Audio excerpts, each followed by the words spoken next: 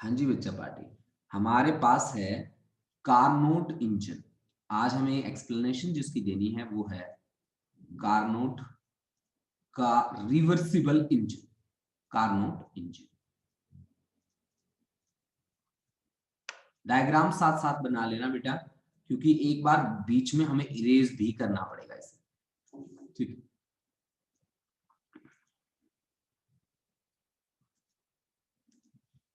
देखो बच्चा, Carnot engine इसके लिए ये कहता है कि ये 4 साइकिल्स को क्रॉस करता है, जिसकी 4 साइकिल्स हैं आइसोथर्मल एक्सपेंशन, उसके बाद एडियाबैटिक एक्सपेंशन, उसके बाद आइसोथर्मल कंप्रेशन और उसके बाद एडियाबैटिक कंप्रेशन। यहाँ पे 4 साइकिल से, यानी कि ये ऐसी साइक्लिक प्रोसेस है जिसकी 4 साइकिल्स हमने लिखी हैं आइसोथर्मल एक्सपेंशन, ठीक है, एडियाबैटिक एक्सपेंशन, आइसोथर्मल कंप्रेशन और एडियाबैटिक कंप्रेशन। ठीक है ना बच्चा? तो ये हमारे पास 4 प्रोसेसेस हैं जिनके थ्रू, जिनसे होकर ये पूरा का पूरा सिस्टम निकलता है। ठीक है,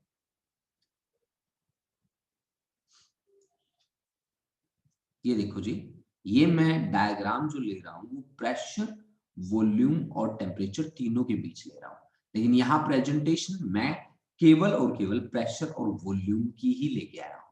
ठीक है, ये मान लीजिए प्रेशर वाली एक्सिस है, ये मान लीजिए वॉल्यूम वाली एक्सिस है।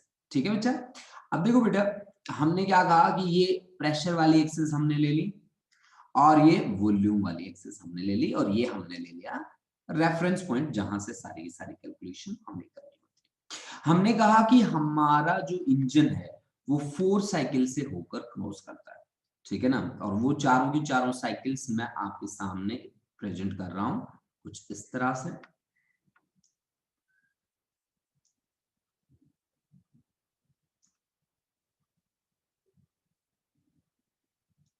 ऐसे, ये देखिए, ये हमारे पास 4 साइकिल्स है। हम स्टार्ट होते हैं कहां से? हम स्टार्ट होते हैं यहां से, या आप कह सकते हैं कि हम आइसोथर्मल एक्सपेंशन से स्टार्ट होते हैं। ठीक है, ए से हम बी तक आएंगे। हमारी जो प्रोसेस की फर्स्ट साइकिल है वो ए से बी, और फिर बी से सी, फिर सी से डी, और फिर डी से ए। इस तरह की ये हमारी कैसी प्रोसेस है? रिवर्सिबल प्रोसेस है इस तरह की। ठीक है ना, देखो बच्चा पार्टी, हमने ए से लेकर बी तक चलना है, बी से लेकर सी तक चलना है, सी से डी और डी से ए। मैं आपको बता दूं कि ए से बी आइसोथर्मल एक्सपेंशन है, आइसोथर्मल एक्सपेंशन है। ठीक है, और बी से सी आपका एडियाबैटिक एक्सपेंशन है, एडियाबैटिक एक्सपेंशन है। ठीक है, और सी से डी अगेन आइसोथर्मल प्रोसेस होगी लेकिन कंप्रेशन होगा। ठीक है, और डी से ए एडियाबैटिक कंप्रेशन होगा, एडियाबैटिक कंप्रेशन। ठीक है, एडियाबैटिक कंप्रेशन हम यहां पे फॉलो करेंगे। ठीक है, एडियाबैटिक कंप्रेशन आपके सामने रहेगा। देखो बच्चा, हमने क्या कहा कि हमारे पास 4 प्रोसेसेस हैं। ठीक है, वो 4 प्रोसेसेस क्या क्या हैं? आइसोथर्मल एक्सपेंशन,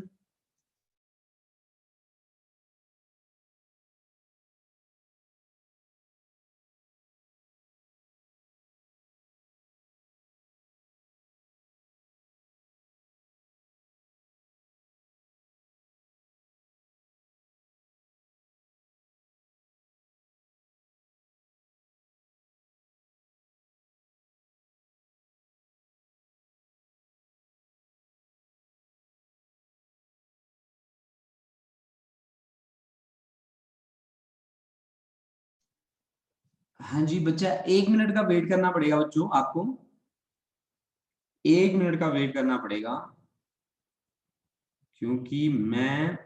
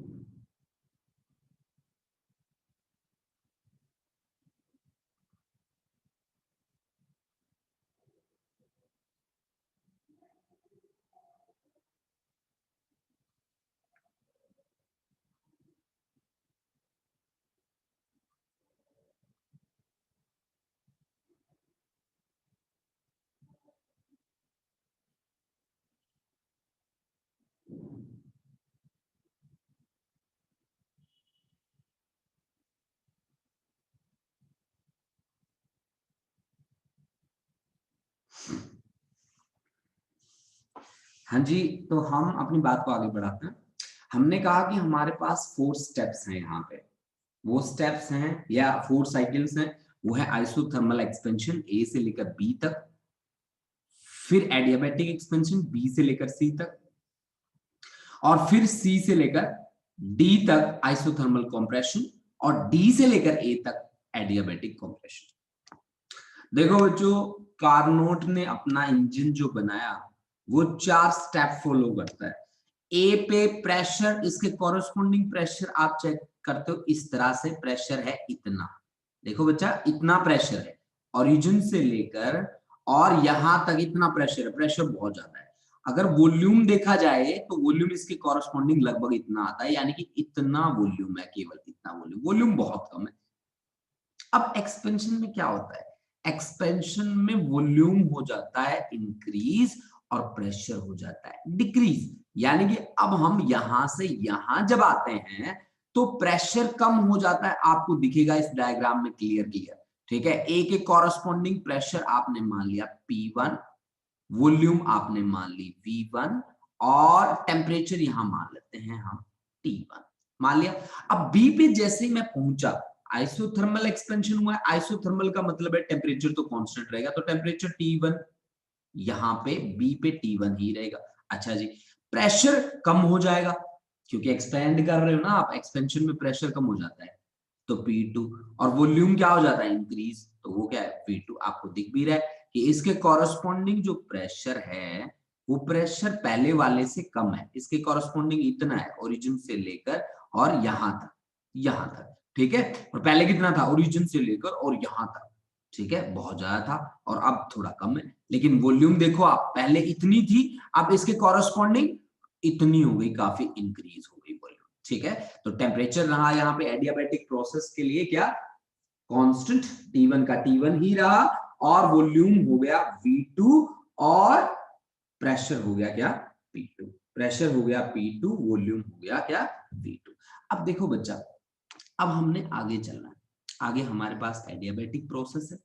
एडियाबैटिक प्रोसेस की क्या खासियत होती है बेटा? एडियाबैटिक प्रोसेस में हीट कांस्टेंट रहती है बच्चा पार्टी, यानी कि हीट ना तो सिस्टम के अंदर आती है बाहर से, और ना बाहर जाती है। ठीक है, ना अंदर आती है और ना बाहर जाती है। ठीक है ना? अब देखो बच्चा, हमें कैसे काम करना है। देखो भाई, हमने क्या कहा कि बी से सी एक्सपेंशन होगा। एक्सपेंशन में आप बोलते हो work is done by gas molecules. अगर गैस मोलिक्यूल खुद वर्क करेंगे ना तो उनकी खुद की एनर्जी यूज होगी।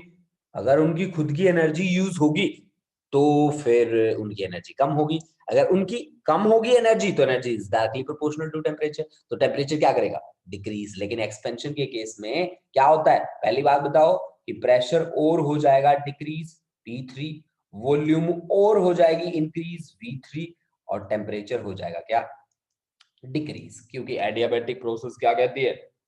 वो कहती है कि मैं हीट को तो अंदर अलाउ ही नहीं करती, एंट्री करने ही नहीं दूंगी, तो टेम्परेचर अगर डिक्रीज हो रहा है तो हो रहा है। यानी कि स्पेशली मैं लिख देता हूं कि T2 है ना, वो लेस देन है किससे? T1 से।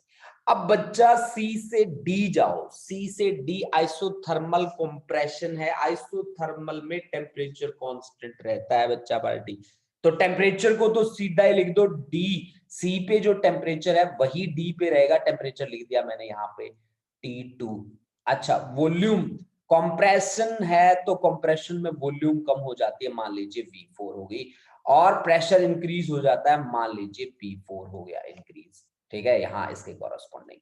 ठीक है, अब यहां डी से ए तक एडियाबैटिक कंप्रेशन है, मतलब टेम्परेचर चेंज होगा। कंप्रेशन में टेम्परेचर इंक्रीज होता है, तो इंक्रीज होके वो T2 से कितना बन जाएगा? T1। वॉल्यूम भी डिक्रीज होगी, यहाँ पे भी नहीं, वॉल्यूम डिक्रीज होगी V4 से V1, और प्रेशर P4 से P1 बन जाएगा। तो दीज आर बेसिक 4 स्टेप्स। अब बात ये नहीं है कि ये 4 स्टेप्स हमने सीधे कवर कर लेने, इनको सीधा देखना और कवर करना है ना। इन 4 स्टेप्स में हमें थोड़ी सी बातें हैं जो सोचनी पड़ेगी। कैसे? कि जब मैं ए से बी गया ना बच्चा पार्टी, तो पता है क्या हुआ कि आइसोथर्मल प्रोसेस थी। ए से बी जब मैं गया तो आइसोथर्मल प्रोसेस थी और आइसोथर्मल प्रोसेस में एक्सपेंशन हुआ था। अब जब एक्सपेंशन होता है तो work is done by gas molecules, और जब work is done by gas molecules, in that situation internal energy will decrease, and internal energy is directly proportional to temperature, so temperature will decrease. To maintain that temperature we have to take help from source, we have to take help from source, है ना।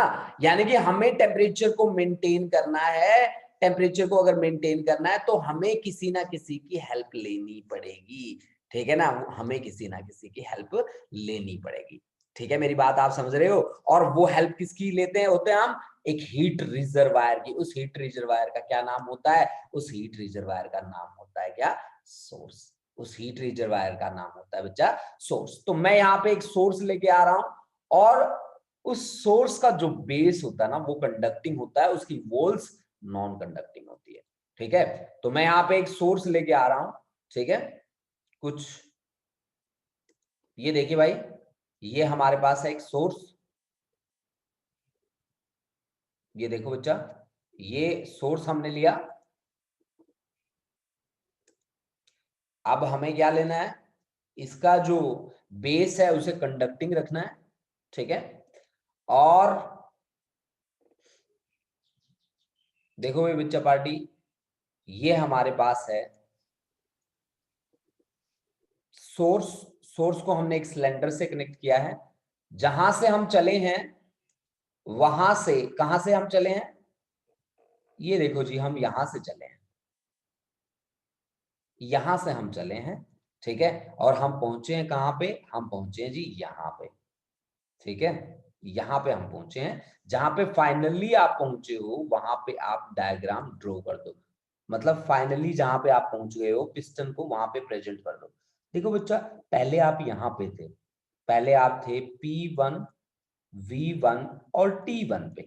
अब आप कहां पे आ चुके हो, आप आ चुके हो P2 V2, फ्लो में T2 मत कह देना, क्योंकि टेम्परेचर आपका T1 का T1 ही रहेगा। यहां पे आपने हेल्प किसकी ली, सोर्स की ली, किस लिए, to maintain high temperature T1।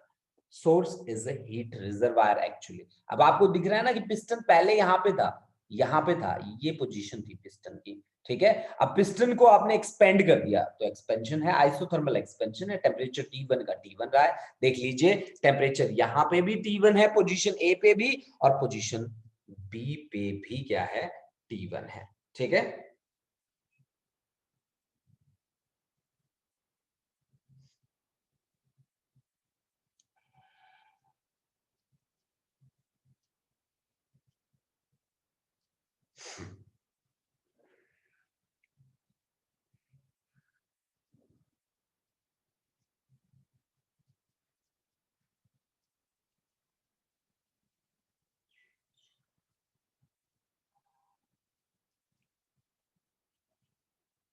अब देखो बच्चा, अब अपनी बात को आगे बढ़ाते हैं। अब हम जाते हैं बी से सी, बी से सी तक एडियाबैटिक एक्सपेंशन है। अब एडियाबैटिक प्रोसेस के लिए हमें क्या लेना होता है, एडियाबैटिक प्रोसेस के लिए हमें इंसुलेटिंग स्टैंड का यूज करना है, क्योंकि एडियाबैटिक बनाना है। एडियाबैटिक कैसा होता है, हमारे घरों में थर्मस जिसमें चाय रखते होते हैं, चाय गर्म की गर्म रहती है, क्यों रहती है, क्योंकि वो हीट का एक्सचेंज नहीं करता, क्योंकि वो हीट का एक्सचेंज नहीं करता। ये मैंने ले रहा हूं, मैं आपके सामने जो प्रेजेंटेशन दे रहा हूं वो दे रहा हूं इंसुलेटिंग सिलेंडर की। ये इंसुलेटिंग सिलेंडर है मेरे पास, जिसको मैंने यहाँ पे कनेक्ट किया है इस तरह से, ठीक है। और ये मैंने लगा दिया यहाँ पे एक पिस्टन, ठीक है ना भाई। ये देखो भाई बच्चों, इस तरह से, ये देखो, ये हमने पिस्टन लगा दिया। अब जहां से मूवमेंट हमारी शुरू होती है वहां से मैं प्रेजेंटेशन देना स्टार्ट करता हूं, जहां से हमारी मूवमेंट स्टार्ट होती है। हमारी मूवमेंट स्टार्ट होती है कहां से, देखो, जहां से स्टार्ट हुई है हमारी मूवमेंट वहां से प्रेजेंटेशन आपको देना स्टार्ट करना है। कहां से प्रेजेंटेशन हुई है, मैं बी से चलूंगा, मैं बी से चलूंगा तो मैं यहां से चलाऊं, ठीक है, यहां से चलूंगा मैं और सी पे पहुंचूंगा मैं। ये देखो बच्चा, मैं सी पे आ गया। ये देखो भाई, जहां बी से मैं चला वहां पे प्रेशर था मेरा P2, वॉल्यूम था मेरा V2 और टेम्परेचर था मेरे पास T1।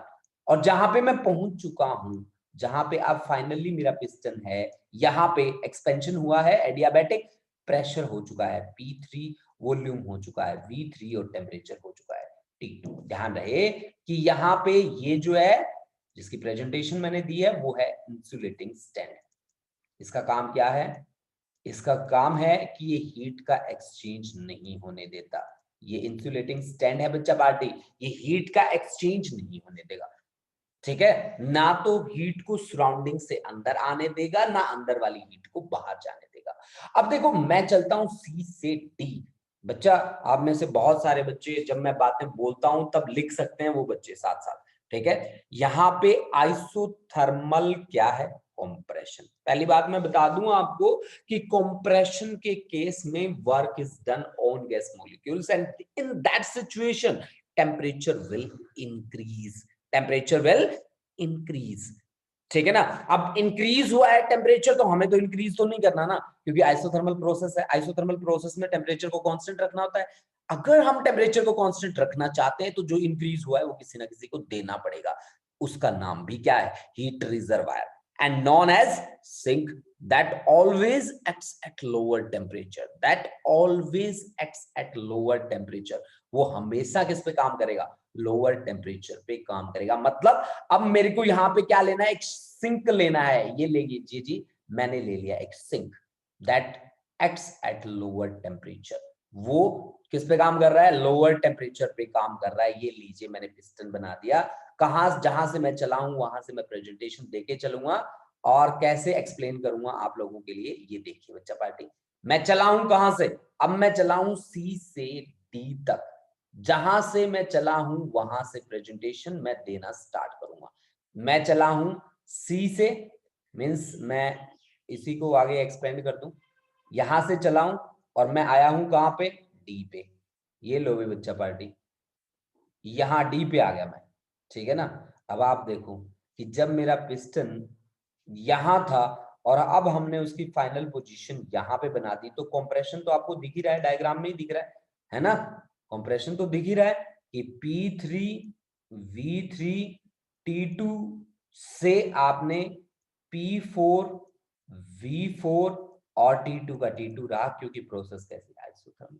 और यहाँ पे आइसोथर्मल प्रोसेस को मेंटेन करने के लिए हमने किसका सहारा लिया? सिंक का सहारा लिया, जिसने टेम्परेचर T2 को क्या रखा? मेंटेन रखा। टेम्परेचर T2 को जिसने मेंटेन रखा।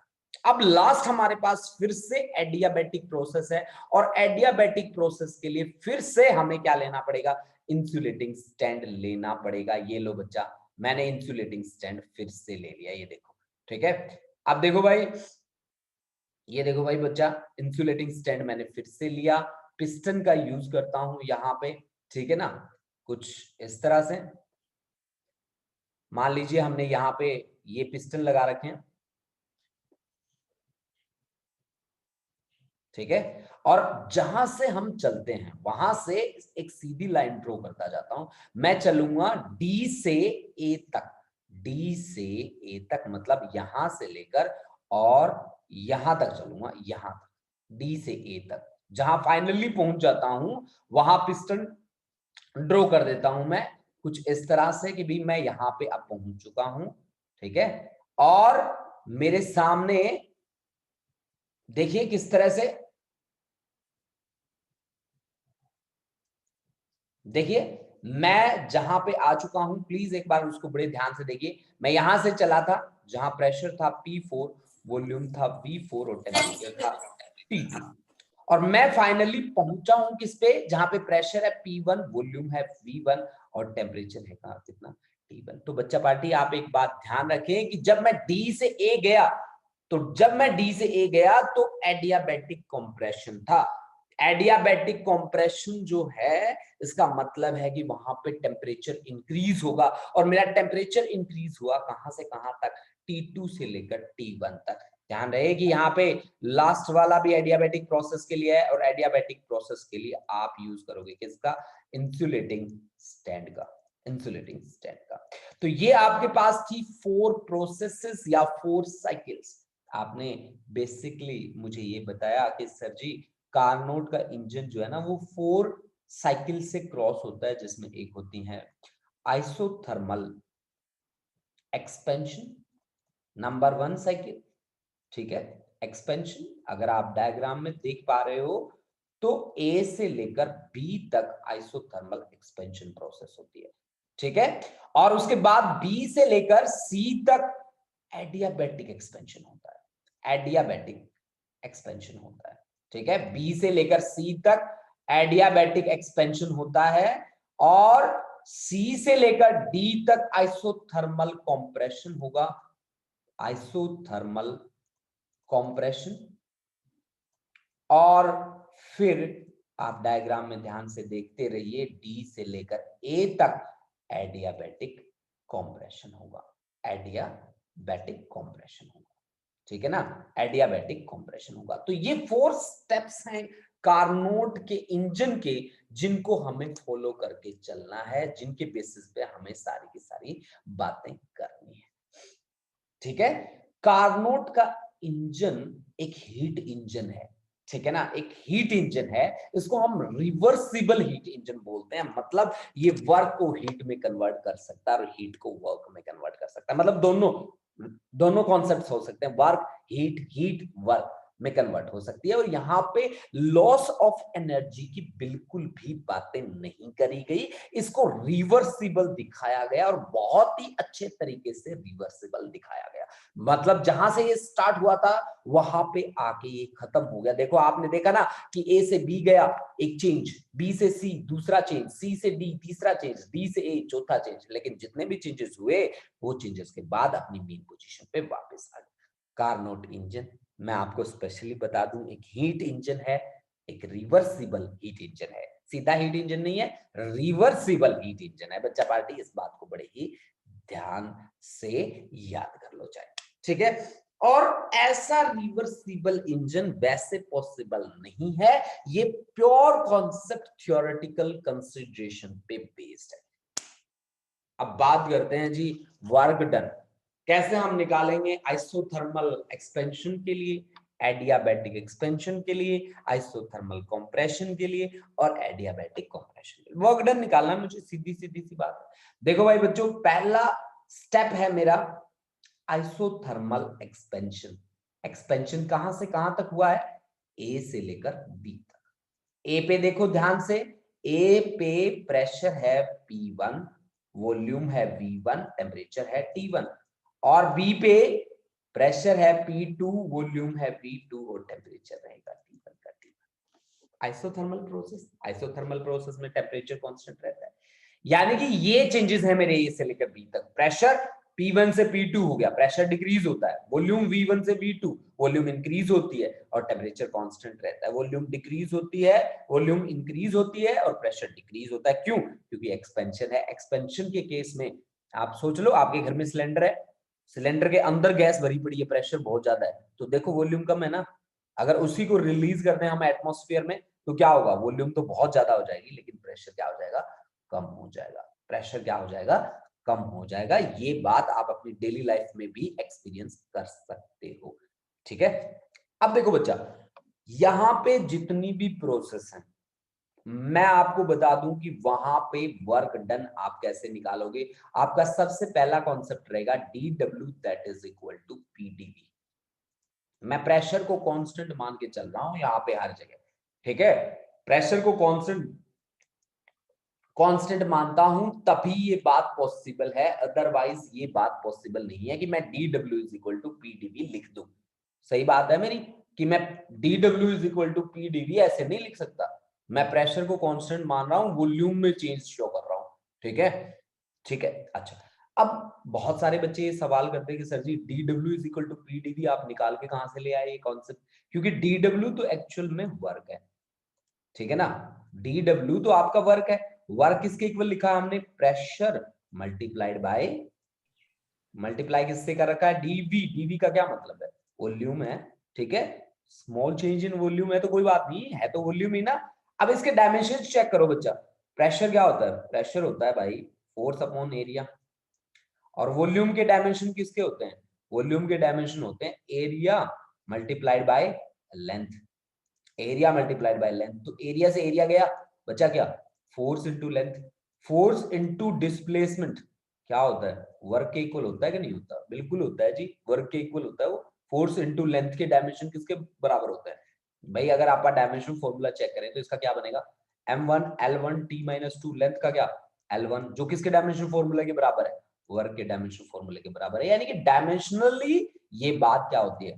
करेक्ट होती है। अगर डायमेंशनली ये बात करेक्ट होती है तो हम उस रिलेशन को भी किसके लिए कह देते हैं कि हाँ जी वो रिलेशन भी आपका क्या है? ट्रू रिलेशन है। बोलते हैं ना, जब आपने यूनिट फर्स्ट कवर किया था, सभी बच्चे मेरे साथ ही थे, तो उस सिचुएशन में हमने डिफरेंट डिफरेंट फॉर्मूलाज को चेक किया था कि whether this relation is true और नॉट। और उसको चेक करने का सबसे अच्छा वे यही था कि हमने उसको डायमेंशनली चेक कर लिया, उसके डायमेंशनल फॉर्मूला इक्वेट कर लिया। तो आज हमने क्या किया बच्चा लोग? आज हमने किया है dw is equal to pdv को चेक कि भाई ये बात सही कह रहा है कि गलत कह रहा है। और तो हमें अपनी बात का क्या पता चला कि हम बिल्कुल सही बोल रहे हैं। चलो अब आगे बढ़ते हैं। तो यानी कि अब देखो, अब मेरे को वर्क डन चाहिए, सीधी सीधी सी बात, मेरे को वर्क डन चाहिए W चाहिए, तो मेरे को इंटीग्रेशन करना पड़ेगा पीडीवी का। अब डीवी का क्या मतलब है? Change in volume. वॉल्यूम में चेंज कहां से कहां तक हुआ है? V1 से लेकर V2 तक। तो लिख दो, इनिशियल है V1, फाइनल है क्या? V2। देखो बच्चा, आप थर्मोडायनेमिक्स, पूरी थर्मोडायनेमिक्स की बात कर रहा हूं, एक आदि की बात नहीं कर रहा मैं। पूरी थर्मोडायनेमिक्स में आप इस इक्वेशन का यूज करोगे, PV is equal to RT. PV is equal to होता है एनआरटी, एन मैंने 1 ले लिया, एंड नंबर ऑफ मोल्स मैंने कितना लिया है? 1। 1 मोल ऑफ आइडियल गैस के साथ आप डील करोगे इस पूरे चैप्टर में, तो आपकी इक्वेशन जो बनेगी वो बनेगी PV is equal to RT. अब आपको किसकी वैल्यू चाहिए? यहाँ पे कांस्टेंट कौन है? पी।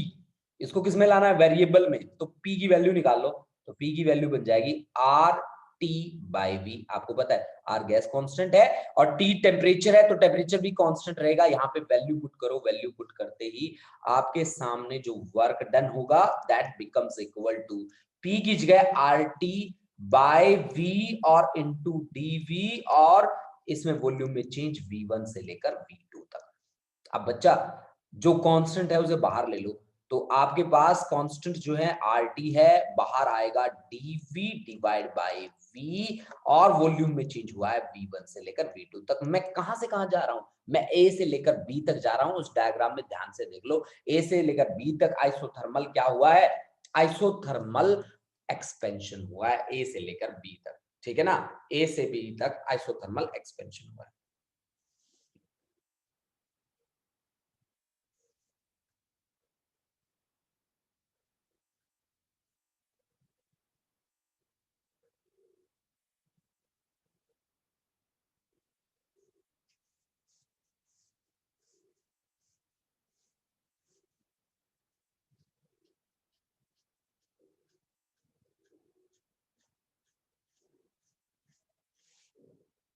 अब देखो हमने क्या किया,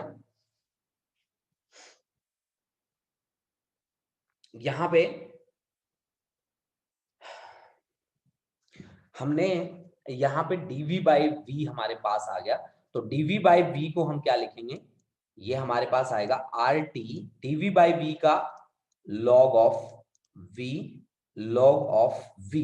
ये देखो बच्चा, log ऑफ v, ठीक है। और इसकी जो लिमिट्स हैं वो मैं यहाँ पे लिख रहा हूं। इसका जो इंटीग्रेशन होता है ना बच्चा, dv अपॉन v का इंटीग्रेशन जो रहेगा वो log v के इक्वल रहेगा, और इसकी लिमिट्स हैं v1 से लेकर क्या? V2 तक। लिमिट पुट करने का तरीका होता है बच्चा, लिमिट पुट करने का तरीका होता है upper limit minus lower limit. Upper limit v की जगह V2, मतलब log V2, minus lower limit v की जगह लोअर लिमिट क्या है? V1 है, यानी कि log of V2 minus log of V1, ठीक है ना? log of V2 minus log of V1, ठीक है। ये हमारे सामने रहेगा क्या? ठीक है, work done. Work done is equal to RT log V2 minus log V1। मैं आपको बता दूं कि log A minus log B किसके बराबर होता है, log A by B के इक्वल होता है। तो RT log of A by B, this is V2 by V1, this is the work done from A to B, say that is W1, say that is W1। हमने इसको मान लिया W1 के। अब हमारे सामने चैलेंज क्या है, अब देख लो भाई बच्चों, इस डायग्राम को बहुत ही अच्छे से नोट कर लो, जितने बच्चे यहाँ पे बैठे हैं इस डायग्राम को ड्रॉ कर लो, ठीक है, क्योंकि अब आगे मैं इस डायग्राम को दोबारा नहीं बना पाऊंगा, ठीक है। मेरी आप सभी से ये रिक्वेस्ट है कि आप इस डायग्राम को बहुत अच्छे से नोट कर ले, क्योंकि इसी डायग्राम पे बेस होकर मैंने आगे काम करना है, क्योंकि आगे मैंने चलना है बी से लेकर सी तक, फिर सी से लेकर डी तक, फिर डी से लेकर ए तक। अब मैं बी से सी जाऊंगा और बी से सी जाने में मेरा होगा एडियाबैटिक एक्सपेंशन, एक्सपैंड करूंगा मैं फिर से, ठीक है। तो टेम्परेचर यहाँ पे डिक्रीज करेगा एक्सपेंशन के केस में, क्योंकि प्रोसेस कैसी है, एडियाबैटिक प्रोसेस है। एडियाबैटिक का क्या मतलब है कि ये हीट का एक्सचेंज नहीं होने देता, ठीक है, ये हीट का एक्सचेंज नहीं होने देगा, सबसे बड़ी प्रॉब्लम ये है, ठीक है। अगर हीट का एक्सचेंज होने देता तो मैं टेम्परेचर को डिक्रीज नहीं होने देता, बट ये टेम्परेचर को, यहाँ पे टेम्परेचर क्या होगा, डिक्रीज होगा, क्योंकि एडियाबैटिक का मतलब होता है कि ये हीट का एक्सचेंज नहीं करता, ठीक है।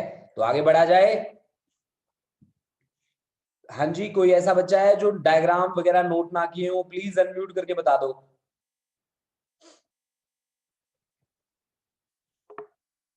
आपको देखना है और जाना है बी से लेकर सी तक, बी से लेकर सी तक एडियाबैटिक एक्सपेंशन है। यहां पे जो प्रेशर था वो था P2 बी पे, और वॉल्यूम था V2 और टेम्परेचर है T1, और सी पे प्रेशर है P3, वॉल्यूम है V3 और टेम्परेचर है आपका T2। ये आपका सी पॉइंट पे जाके वर्क हुआ है, ये आपका सी पॉइंट। अब एडियाबैटिक प्रोसेस है, आपने वर्क डन को कैसे निकाला था, आपने कहा था कि sir ji DW is equal to PdV होगा, और इसके डायमेंशंस भी हमने चेक करे थे। और मैं यहाँ पे जितनी भी प्रोसेसेस में से मैं पार हो रहा हूं, वहां पे प्रेशर को क्या रखता हूँ, कांस्टेंट, प्रेशर को कांस्टेंट रखता हूँ। अब फिर से बात वही आती है कि सर आप ये बताओ कि एडियाबैटिक प्रोसेस में क्या चीज कांस्टेंट होती है। तो हम हमेशा बात करते हैं एडियाबैटिक प्रोसेस की, कि एडियाबैटिक प्रोसेस अगर है तो PV raise to power gamma क्या रहता है, कांस्टेंट रहता है। So that constant is equal to K। भाई गामा जो है ना, वो यहाँ पे ratio of two specific heats है, that is Cp divide by Cv। Cp is molar specific heat at constant pressure and Cv is molar specific heat at constant volume। तो PV raised to power gamma that is constant। मेरे को क्या चाहिए, मेरे को तो pressure की value चाहिए, तो प्रेशर की वैल्यू कितनी होगी, K upon V raised to power क्या, गामा। ऑफ कोर्स जब पावर ऊपर आती है तो माइनस हो जाती है, V की पावर क्या हो जाएगी, माइनस गामा। ओके, तो प्रेशर की वैल्यू आ गई K into V raise to power minus gamma. तो आपका वर्क डन कैसे निकाल लोगे आप, DW is equal to K V raise to power minus gamma और इंटू DV। अब आपको इंटीग्रेट करना पड़ेगा कंप्लीट वर्क के लिए, तो W is equal to integration, integration कहां से कहां तक, K V raise to power minus gamma into DV। DV volume में चेंज, वॉल्यूम में चेंज हुआ है यहाँ V2 से लेकर V3 तक। इनिशियल नीचे लिख दो और फाइनल ऊपर लिख दो बच्चा, है ना। अब इंटीग्रेशन में क्या होता है, इस तरह की इंटीग्रेशन में क्या होता है, इस तरह की इंटीग्रेशन में पावर एक ऐड हो जाती है, ठीक है। कांस्टेंट को तो बाहर ही ले लो, तो W is equal to K V की पावर आपके पास माइनस गामा इंटू DV। देखो बच्चों इसको ध्यान रखना, इस इंटीग्रेशन को, इस इंटीग्रेशन में एक्चुअल में पावर ऐड हो जाएगी, कैसे ऐड हो जाएगी मैं आपको प्रेजेंटेशन दे रहा हूं। K V की पावर अगर मैं एक ऐड कर दूं तो ये बन जाएगा 1 माइनस गामा, जितनी पावर ऐड होती है उतनी ही नीचे चली जाती है 1 माइनस गामा, ठीक है ना। और इसकी लिमिट्स आप लिख दो, इसकी लिमिट्स कहां से लेकर कहां तक है, लोअर लिमिट नीचे लिखो, अपर लिमिट ऊपर लिख दो यहाँ पे बस, ठीक है, लिमिट पुट करने का तरीका है बच्चा पार्टी, वो तरीका है upper limit minus lower limit, यानी कि k अपॉन 1 माइनस गामा आप बाहर रखोगे, ठीक है, और यहां v की जगह एक बार upper limit v3 1 minus gamma minus lower limit v2 1 minus gamma, ये आपके पास क्या आ गया बेटा, रिजल्ट आ गया। अब इस k को अंदर लेके जाओ, ठीक है ना, k को अंदर लेके जाओ तो आपके पास work done W is equal to क्या बन जाएगा, W इज इक्वल टू बन जाएगा 1 upon 1 minus gamma k into v3 raise to power 1 minus gamma minus k into v2 raise to power 1 minus gamma, ठीक है। अब देखो बच्चा, जहां v3 दिखे ना वहां k की वैल्यू v3 के अकॉर्डिंग रखना, जहां v2 दिखे वहां k की वैल्यू v2 के अकॉर्डिंग रखना। अब आप गए थे कहां से लेकर कहां तक, b से लेकर c तक। आपने क्या कहा कि p मल्टीप्लाइड बाय v की पावर गामा कांस्टेंट है, इसका मतलब क्या है पता है कि p2 v2 raise to power gamma that is equal to p3 v3 raise to power gamma, इसकी वैल्यू क्या है, कांस्टेंट, कांस्टेंट क्या मान लो, k मान ही रखा है आपने पहले से, ठीक है। यानी कि k की वैल्यू आप p3 v3 raise to power gamma भी यूज कर सकते हो और p2 v2 raise to power gamma भी यूज कर सकते हो। तो जहां आपको जो वैल्यू यूज करनी है वो यूज करते जाओ और वर्क डन निकालो।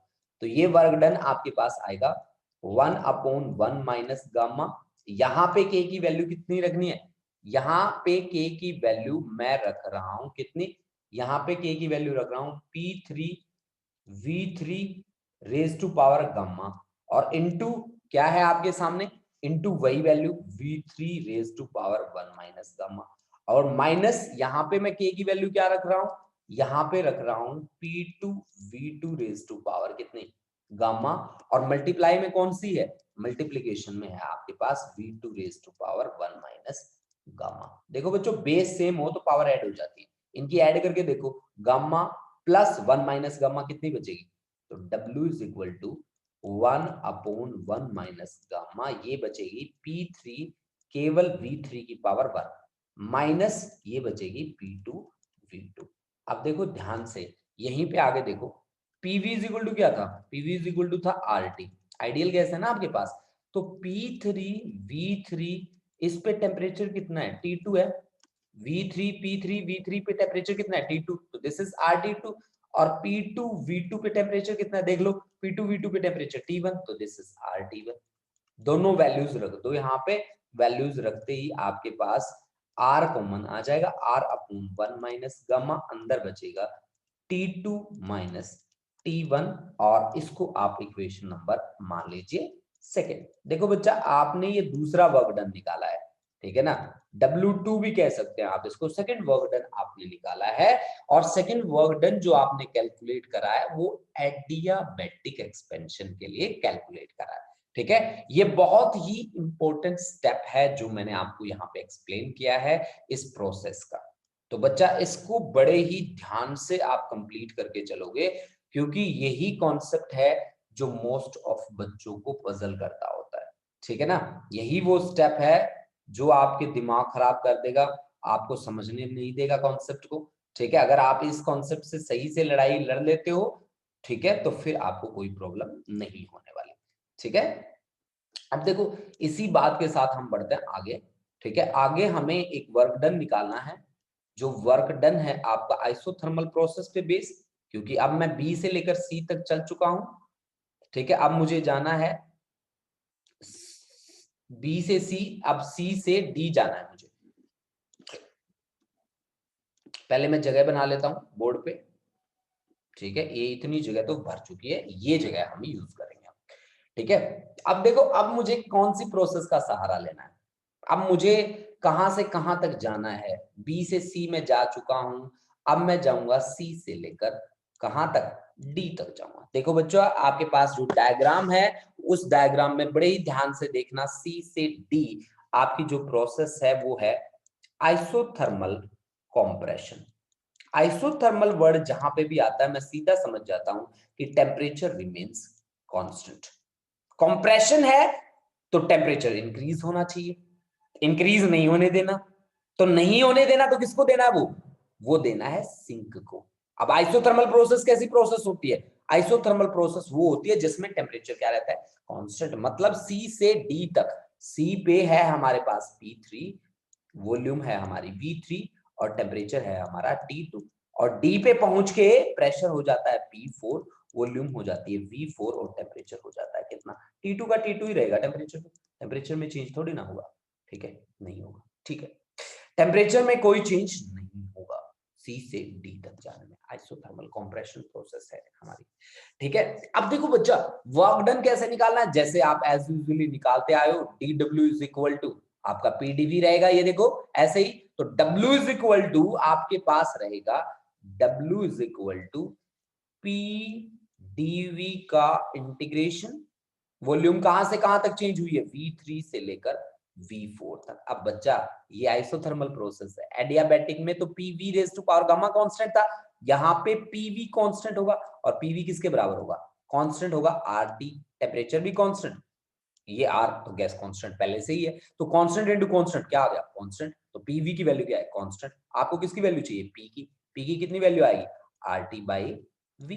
जैसा कि आपने इक्वेशन 1 में काम किया था, वैसा ही काम फिर से करना है आपको। तो W इज इक्वल टू क्या बनेगा आपके पास?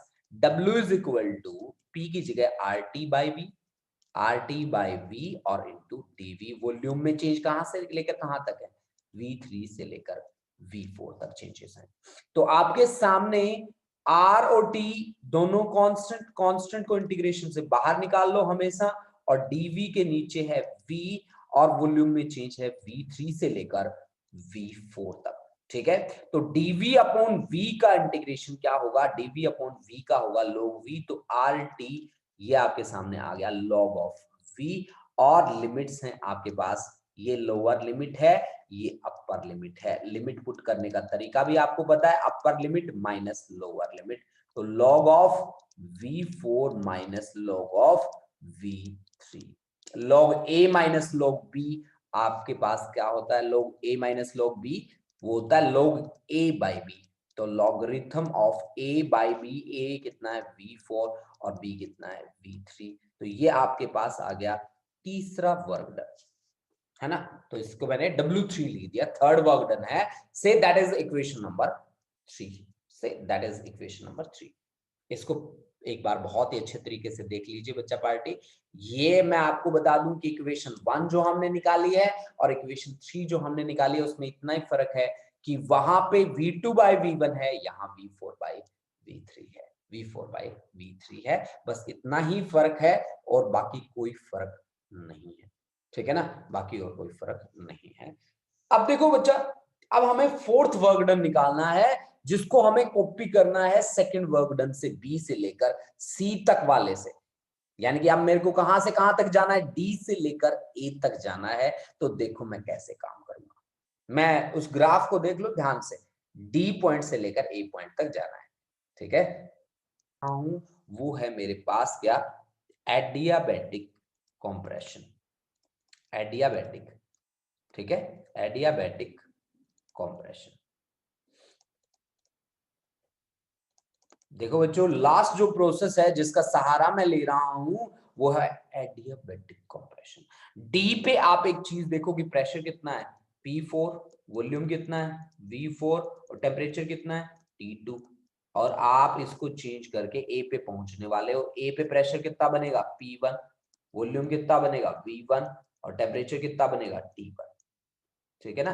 तो adiabatic compression, of course temperature increase होगा कंप्रेशन में, एडियाबैटिक प्रोसेस है तो होगा ही होगा, ठीक है? एडियाबैटिक प्रोसेस में जो वर्क डन आपने पीछे निकाला था उसी तरह से फिर से काम करना शुरू कर दो। आप कहोगे कि sir dW is equal to PdV, आपने इसी बात से स्टार्टिंग करी थी लास्ट कॉन्सेप्ट की भी। और इन एडियाबैटिक प्रोसेस,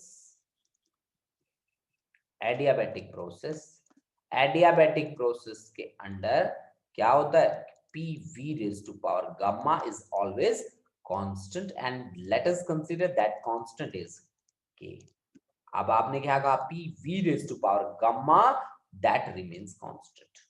अब कांस्टेंट रहेगा तो यहाँ पे P कितना है? P4 है और V4 है और आपकी फाइनल सिचुएशन में जाने के बाद P1 V1 raise to power gamma, that is also, ये इनकी वैल्यूज क्या रहेंगी, कांस्टेंट रहेंगी, मतलब इनकी प्रोडक्ट है ना raise to power gamma volume का, ये हमेशा कांस्टेंट रहेगा।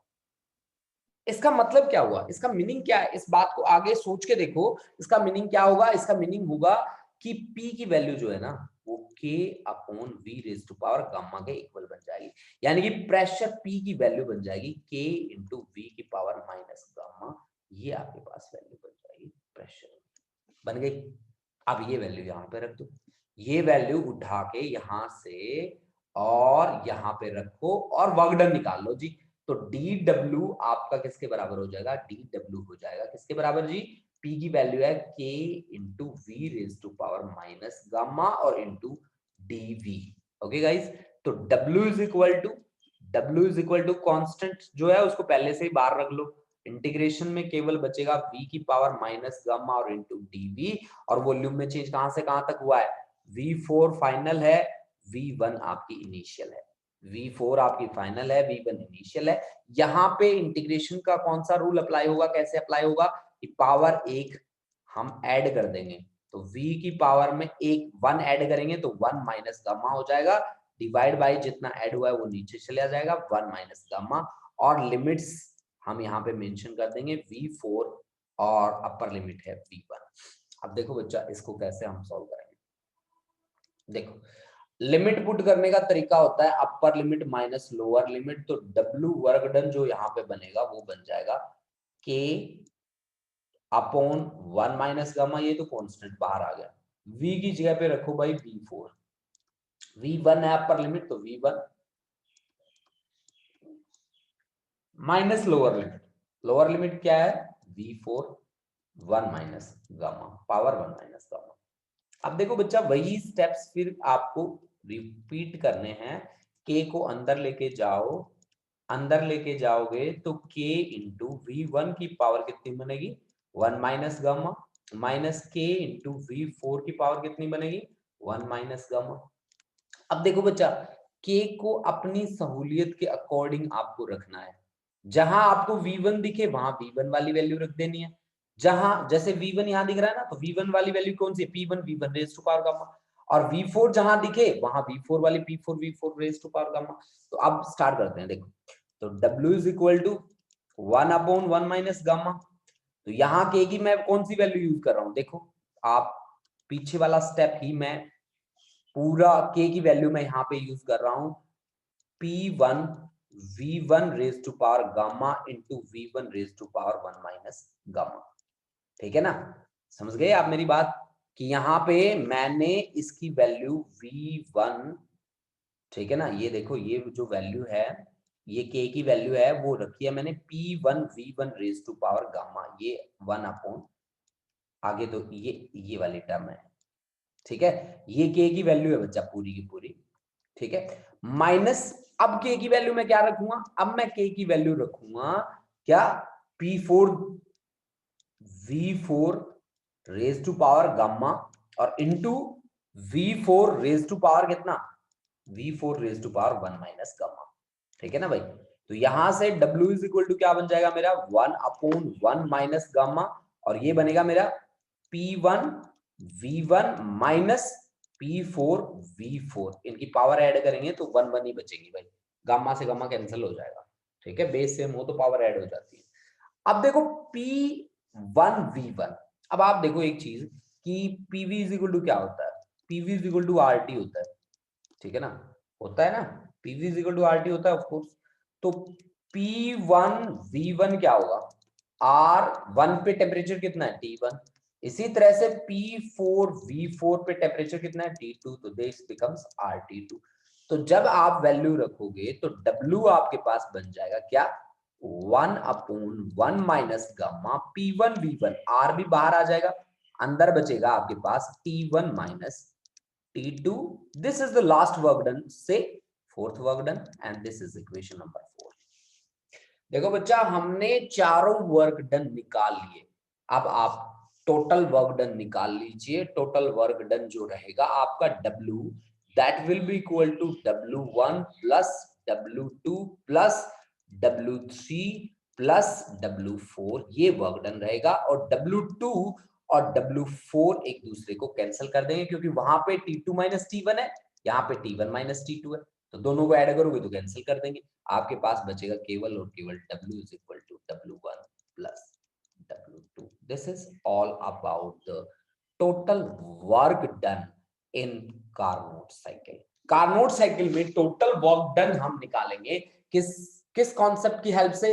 वो कॉन्सेप्ट है हमारे पास ये, जहां पे W हमारा आता है W1 प्लस W2, यानी कि वर्क डन किसके कारण बनता है? केवल और केवल आइसोथर्मल प्रोसेस के कारण बनता है। This is all about the topic.